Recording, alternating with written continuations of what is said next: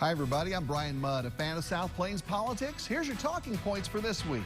Spring and Easter will be here before you know it. Why an expectation of a packed church is a blessing and a worry for pastors in this age of COVID. And also remembering a young mayor who led Lubbock out of the worst possible situation and into a brighter future. From the studios of KAMC Television in Lubbock, your local election headquarters. This is Talking Points with Bryan Mudd. Thanks for joining us, everybody. Also this week, the great crystal ball. Right now, there are a lot of folks reading the tea leaves and doing the heavy lifting to get Lubbock set up for a successful business future. It starts with infrastructure, meaning power and water and sewer and internet and road and street access. Our elected leaders have to take care of all of those things that you and I take for granted. Right now, that includes the Interstate 27 expansion through the Ports to Plains project. Lubbock Congressman Jody Arrington refiling a bill in Congress this past week to pay for a lot of that. And if it seems like we've been talking about this plan forever, it's because we have. Actually, this is an initiative that Congressman Nagelbauer, my predecessor, had casted vision about. And we never got the federal designation, but we did get a high priority designation. And so this is the logical next step to get that federal designation for the 4-lane highway. And then obviously we will need the resources. So we will have to have a companion appropriations bill to actually start putting the shovel in the ground, so to speak. This bill ended up originally bogged down in the COVID crisis and elections last year, but hey, now might be the time, and federal funding has to happen for this to boost the Lubbock economy, the Texas economy, and those in the other states on the way between Canada and Mexico. KAMC's Wes Rappaport adds up the dollar signs. Right now, I-27 runs from Amarillo to Lubbock. If the extension is approved, it would run north of the Panhandle into Oklahoma and south to Laredo and the Texas-Mexico border. The western part of Texas, from Laredo up through the Panhandle, does so much for the Lone Star State. Agriculture alone is $100 billion to this economy. And I mentioned oil and gas and the rainy day fund and all the revenues that go into infrastructure and education. This project is critical for the entire state. The Ports to Plains Alliance, made up of mayors, county judges, and community members, has calculated the price tag to an estimated $23 billion. The group's leadership says the cost benefit is more than 2 to 1. The state's gross domestic product, the value of all goods and services in the state, would grow more than $55 billion in the first 20 years. The plan has bipartisan support in Congress with a goal to improve mobility in the West. Laredo by itself will handle 51% of all the trade between El Paso down to Brownsville. The new data shows expansion could save hundreds of millions of dollars in travel costs, make $450 million in safety improvements, and decrease the crash rate in the state by more than 20%. Demographers tell us our state is going to grow in population very significantly over the next several decades. And if you think things are congested now, and we're dependent on very limited north-south arteries across the state of Texas today, we know that will only increase in intensity as we go forwards. In Austin, Wes Rappaport, KAMC News. All right, and John Osborne is the president and CEO of the Lubbock Economic Development Alliance and Market Lubbock, and is the chairman of the Ports to Plains Alliance as well. Busy guy, so he knows his stuff, and we're glad to have him back as always. John, you know, the bill reintroduced in Congress now, but, you know, with COVID relief and the national debt where it is, what's the chances of seeing this actually passed and moving forward here?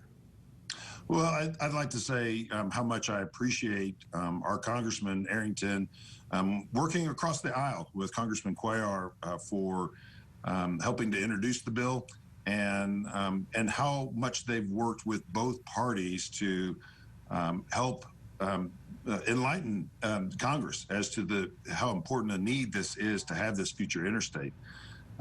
This is a really big opportunity, not just for Lubbock, not just for the South Plains, but for the entire western part of the central part of the United States.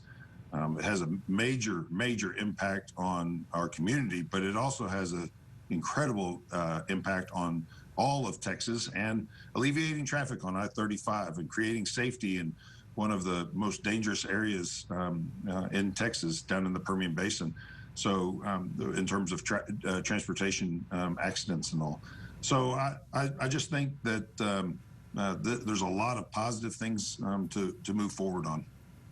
If the bill itself gets sort of bogged down a little bit, how we saw last fall with everything going on, Democrats are already talking about more of an omnibus infrastructure bill coming down the road. Could this be folded into that maybe at some point?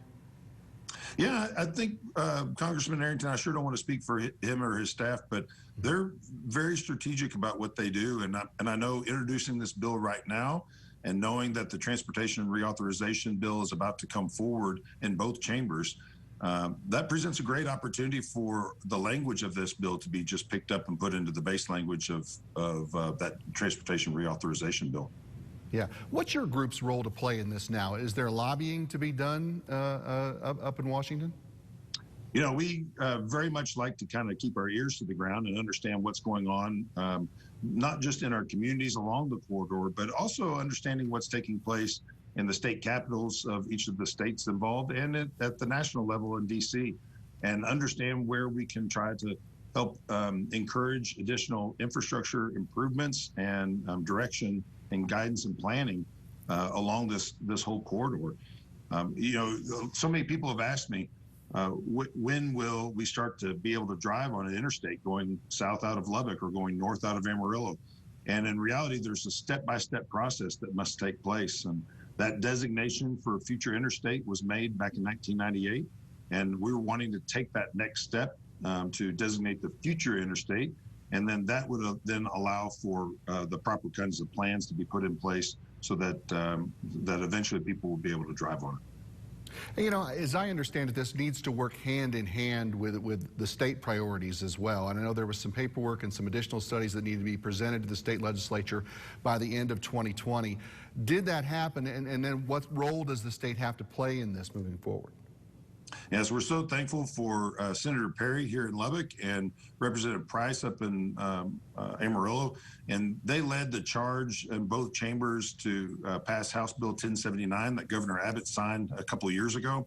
And that bill basically directed TxDOT to conduct a study on the benefits and the challenges that were in place related to development of the corridor.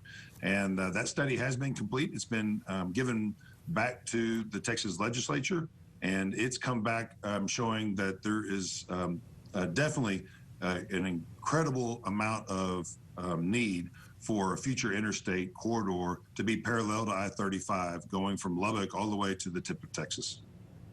And of course, an incredible amount of money is a possibility there too for the Texas economy. You mentioned some $55 billion over the first 20 years. But break this down to Lubbock. What does that type of expansion mean for business here moving forward? You know, you talk about the cost, and the cost of fully developing that interstate along that entire corridor is actually less than some of the projects that they're looking at to try to expand I-35 by a couple of lanes. And in reality, as soon as you expand in those major metropolitan areas at a really costly rate, it just fills right back up with traffic. What we need is for economic opportunities to be brought to West Texas and through South Texas. We need that traffic to alleviate off of I-35 to come through this corridor. And at the same time, that provides a lot of safety opportunities for trucks that are in the Permian Basin. It presents a lot of economic opportunities for each of our cities.